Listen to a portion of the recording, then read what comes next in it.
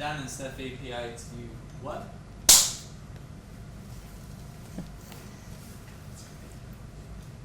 So you'll be facing me. Don't worry about any of this. You can look at me the whole time. When I ask you a question, if you could just put a little pause after I speak, just to really cut me out of it completely. So if you'd be able to just face me on just a little bit more. Also, if I ask you a question and it's not quite clear in your answer, would you be able to allude to what I've asked you? Yeah. So just as an example, if I asked you what you had for breakfast this morning, if you just say cereal, it's quite hard to understand.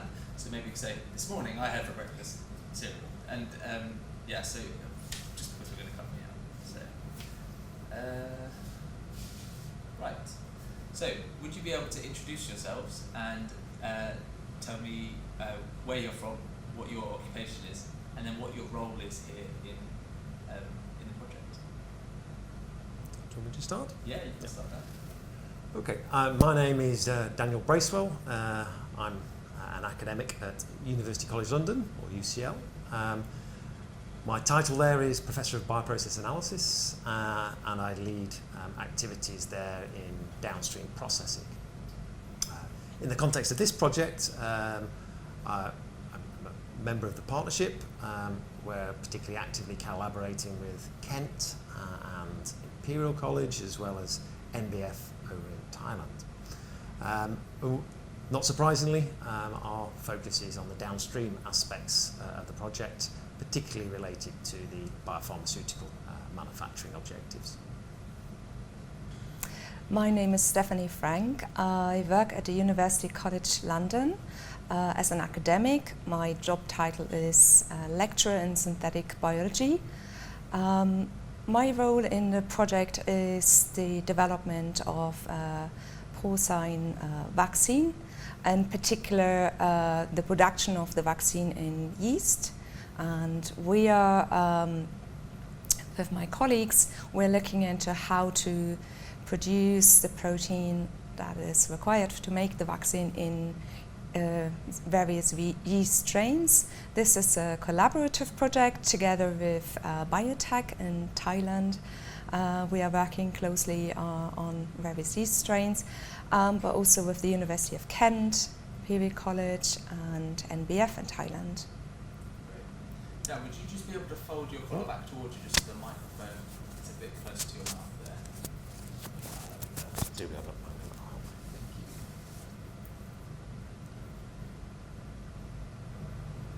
Great. So, what was I going to ask? The collaboration. How has that gone? Who have you brought with you? Because I know you guys are leading the RAs. Is it? Do you? They kind of work with you through the process. I suppose. What do you think? Each, biotech, Thailand in general. What do you think you gain, each of you respectively, from collaborating on such a project? It's in particular with biotech in Thailand, we can share the yeast strains that we are using. We can learn from each other what, in terms of how the protein is being produced. What are the best conditions? We can therefore drive the project forward much faster. We can share protocols, we share expertise, knowledge. We meet regularly, and so the researchers, they talk to each other on a regular basis within the network, and share really good common practice to then further the project as much as far as possible. So I suppose why has biotech? Because is it biotech that sort out the teams or the universities, or is it? It's not. No, they are a partner. They're a partner. Yeah. So it's GCRF that's kind of linked everyone together. Yeah. So what is it about your university and your department how does the GCRF work? Do you apply to it? So yeah, perhaps it's worth making a few comments on that. So I mean, it is a large, collaboration in such a large grant across wide geographies is challenging. The GCRF is the grant that we all apply to as three main partners in the UK, two partners really here in Biotech and NBF here in Thailand. And yeah, that large multi-partner over different geographies grant is funded by the GCRF, Grand Challenges Research Fund mechanism. And it's that, if you like, that joins us all together. As Stephanie was saying, there's a lot of people therefore involved, researchers on the ground carrying out experiments, and it's been critical for us to physically meet, as we've been doing this week, and get those researchers together so they feel happy to exchange information and know each other sufficiently well that sort of backwards and forwards of information can more organically happen.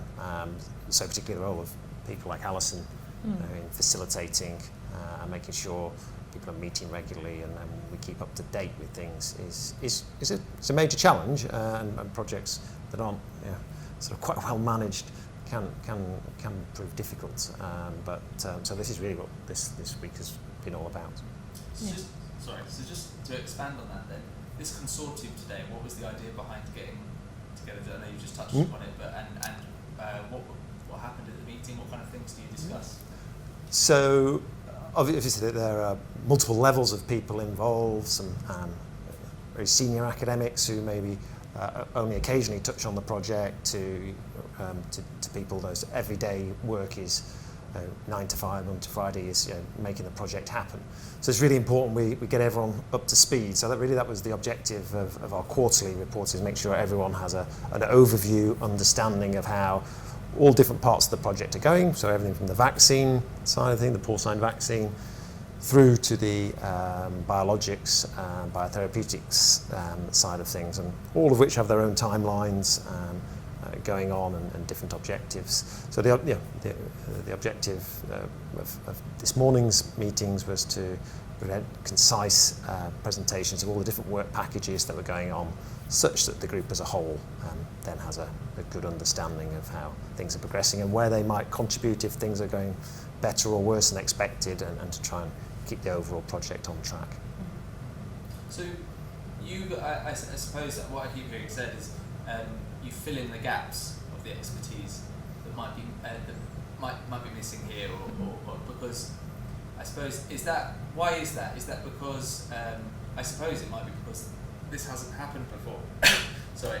So does the UK have kind of all of this industry already set up, and they're just is that your role here then? Is that to step in and? Yeah. So I mean, much of the biopharmaceutical industry, many of the there's been Nobel Prizes given for the discovery of ways of making antibodies.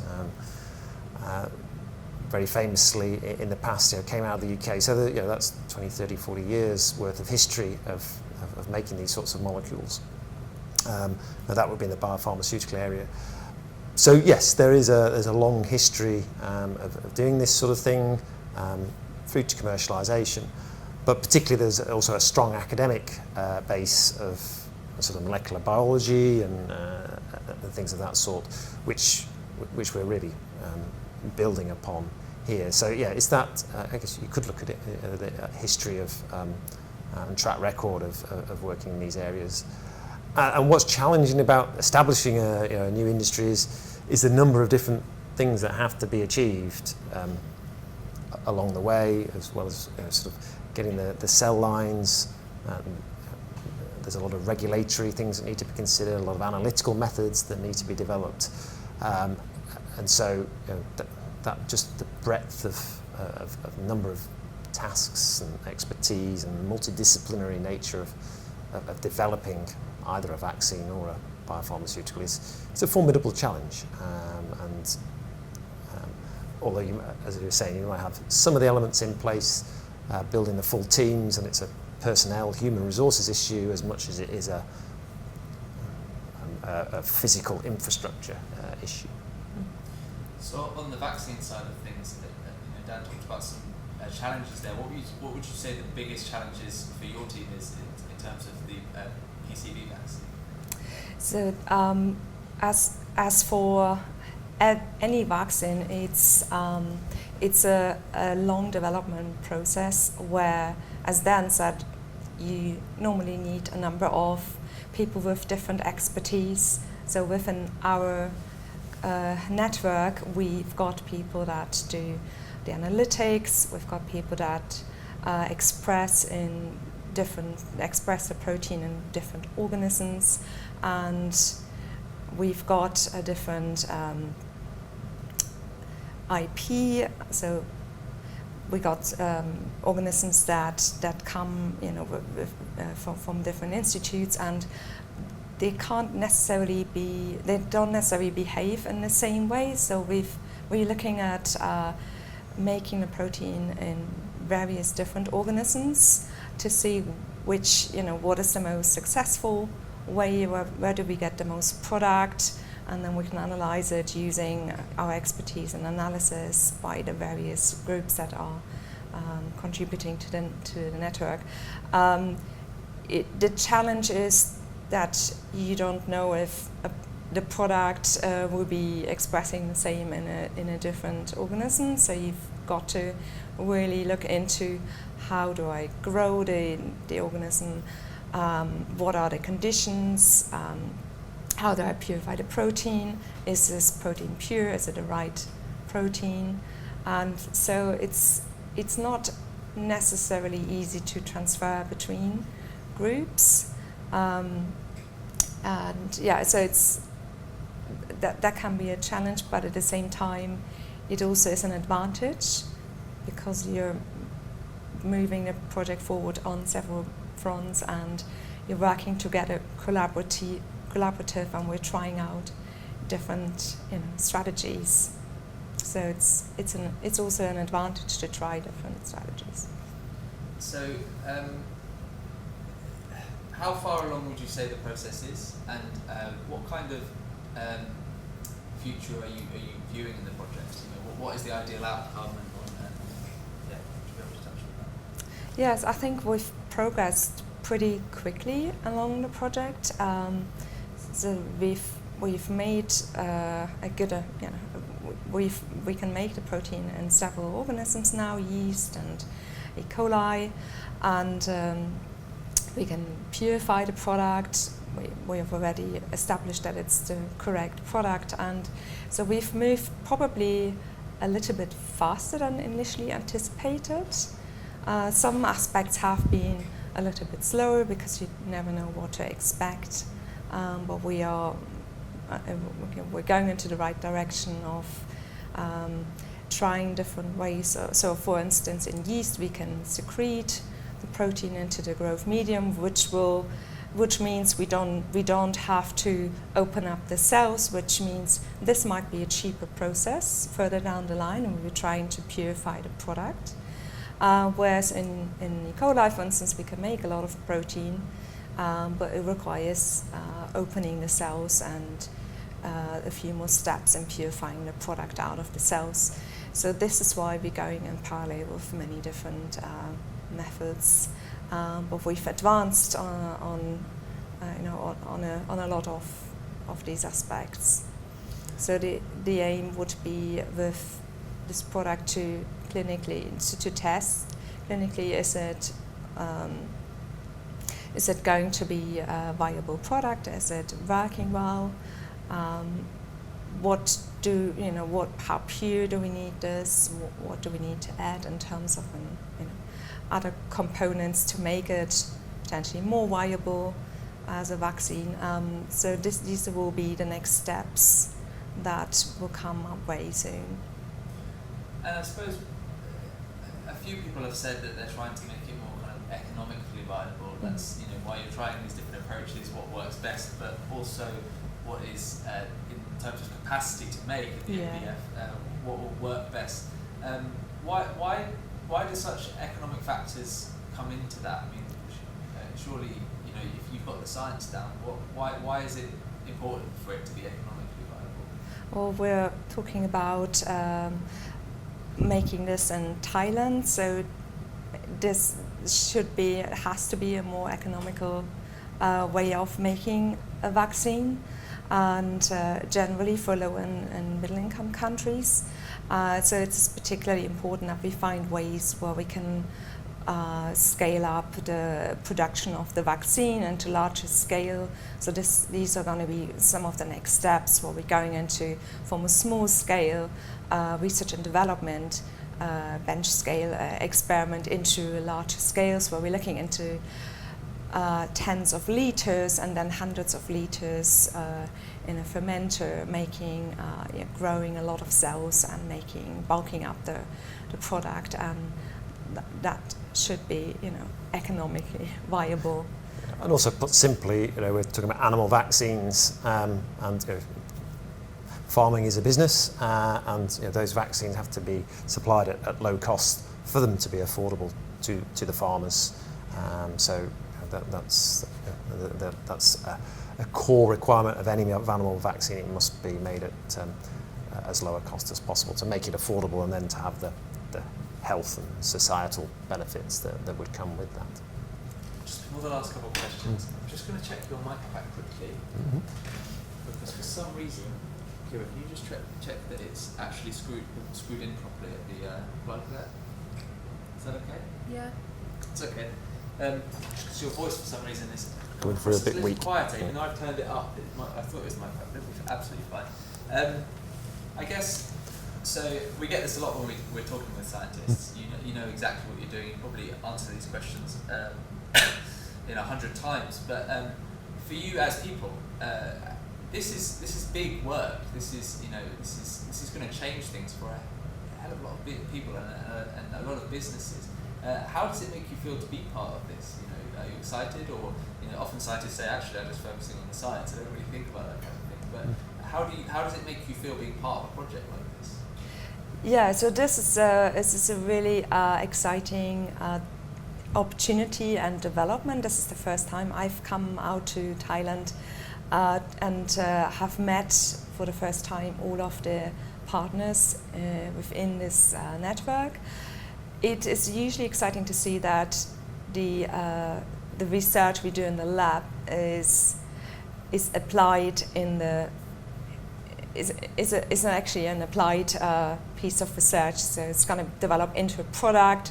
It's going to be used in pig farms by farmers. So it's something that is really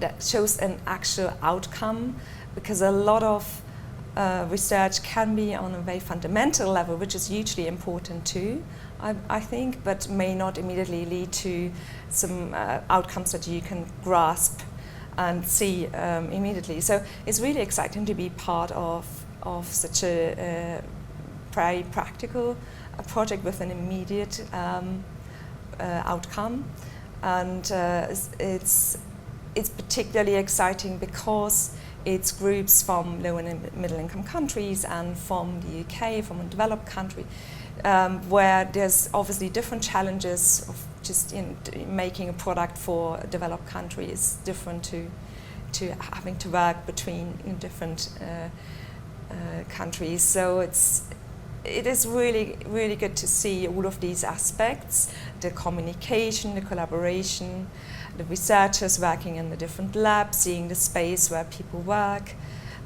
visiting pig farms, seeing how the pigs are kept, and how farmers deal with problems like virus infections. And so it's one of the most exciting projects I've been involved with so far in my scientific career. Dan, how does it feel to be part of a project like this? Yeah, I think to echo some of Steffi's comments, that there is a nice aspect that you can sort of see the different stages that will be involved in multiple stages, and it's a lengthy process getting such a vaccine to market, and seeing your part in that bigger picture and seeing the context is very exciting, and it gives some perspective, and as Steffi was saying, you can sort of see piece that you're involved with fitting in to that jigsaw that will hopefully make that impact down the line. So, I suppose that's just a similar question. So how important is this, final question, sorry, how important is this to make this project sustainable? So once the funding's gone, once the GCRF, sorry, it's such a struggle for me. How important is it that this be left sustainable? You know, how important is it what you leave behind after your impact? Yeah, I mean, I think there'd be many different sorts of legacies of a project of this. We mentioned capacity building, and certainly it would be my hope that one of the primary outcomes was trained people and an infrastructure that was far better developed to develop new processes as they come along and take up new opportunities as they come along. I mean, equally, there may be sort of easily, perhaps more tangible, easy to point out objectives such as the vaccine that Steffi's working on, and that would be a fantastic outcome as well. But we shouldn't underestimate the importance of building a legacy in terms of the capacity and the people and the investment we're making in them. And I think it's really them that would ultimately be, in my mind, the biggest reward. Yeah, I would completely agree with what you just said, Dan. So I think the sustainability is hugely important, and also in countries like Thailand, there may be manufacturing capabilities and there may be products already being made, but I think on the research and development side, it's very crucial to keep this up and to build on it and train young and so young researchers to in particular techniques. So this is part of our network that we so we get together and we train each other on the techniques that are required, like growing particular cells, handling them, understanding how to deal with problems, tweaking protocols, and all of this expertise hopefully is going to stay and going to develop further, so that the research base, so the fundamental research, is also going to expand in countries like Thailand. I think that's very important. Perfect. Thank you so much. All right. Good.